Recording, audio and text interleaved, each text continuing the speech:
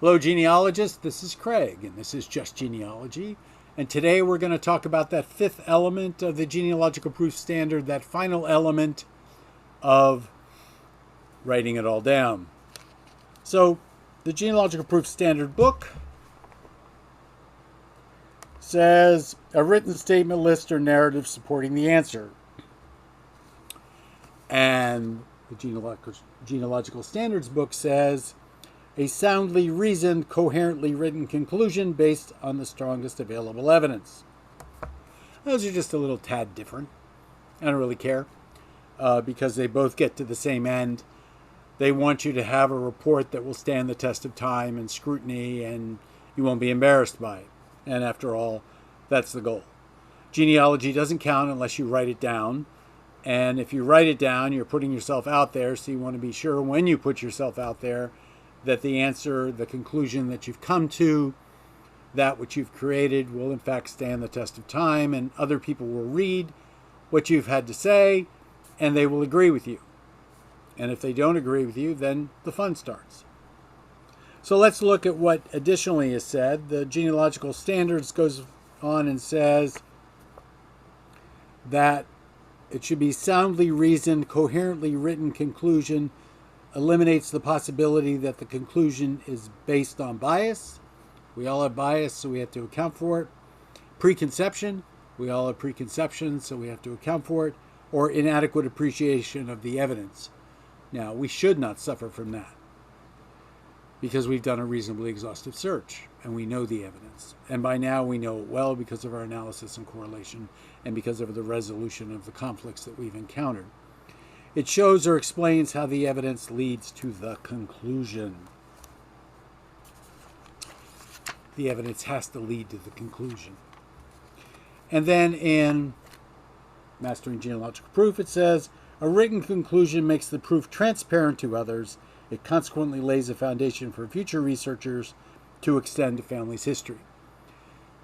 Well, I'm more interested at this point in ensuring that when those people who are future researchers look at what I've had to say, that it stands the test of time, that it stands scrutiny, and sure, they can use it as a basis to go forward, but shucks, by the time they get there, I've probably already gone forward and created another genealogical proof. So we want to be sure that we explain our conclusions in writing in a way that meets the GPS 5 elements. Well, we've gone over those. Our conclusion becomes proved. Chapter 7 explains ways to write proved genealogical conclusions, and that's in here. And the next series of stuff relating to mastering genealogical proof, because of the importance of documentation, is to deal with Chapter 7 here, and then to deal with the book Mastering Genealogical Documentation. It's a toss-up for me as to what is harder.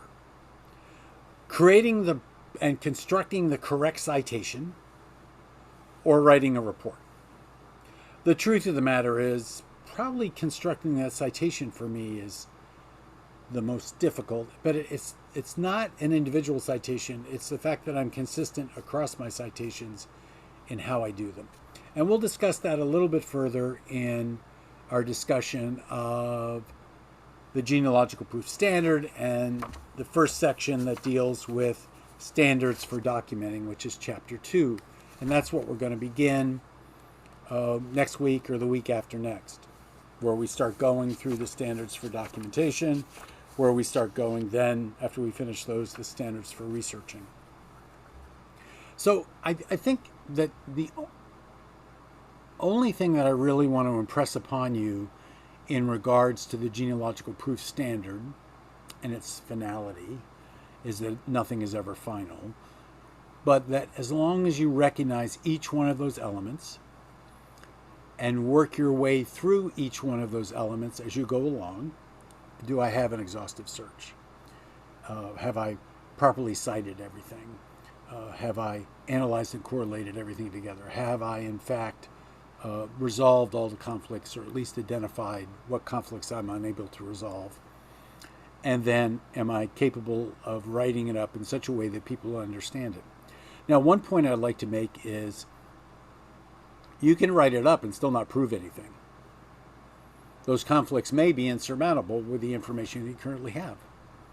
So you just don't, you have a report, you don't have a genealogical proof.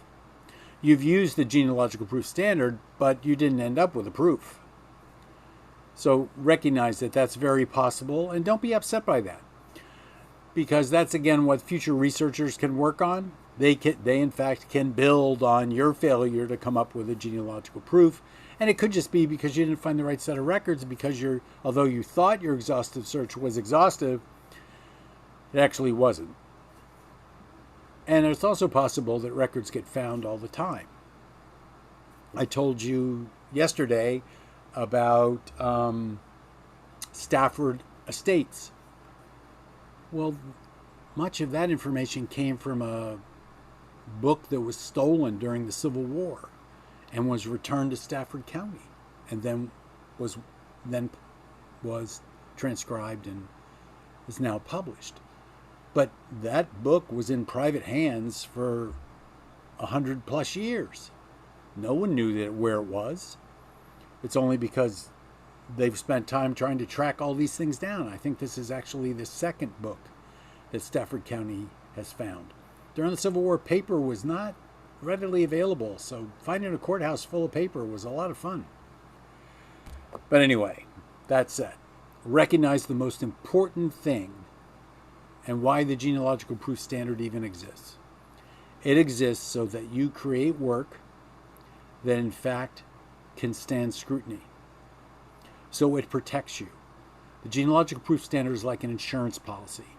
If you've followed it, the odds are you will be successful in being recognized as the person who solved this problem. Not that we're looking for recognition for solving problems, but we are looking for our work to be able to stand the test of time. So there are lots of pieces. I like to run my reports when I have them, and I actually don't have very many because it's not the kind of thing I do. But I run them through my Hemingway editor so that I don't have passive voice, so it's not childish, and so it's not so scholarly that nobody will understand the words I'm using. So you might consider looking at Hemingway editor as a way to help you with your writing, whether it be with reports or with your narratives, or whatever other thing you're doing in writing. I don't know really what else I can say except that you have to breathe the genealogical standards, and you have to breathe the Mastering Genealogical Proof the genealogical proof standard in order to be a genealogist. If you don't understand the concepts of the genealogical proof standard, you'll just be doing genealogy.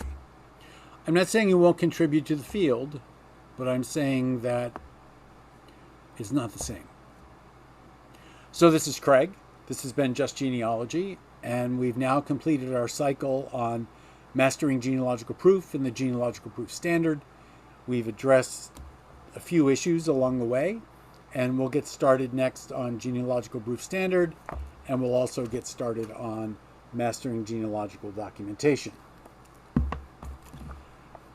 So much fun.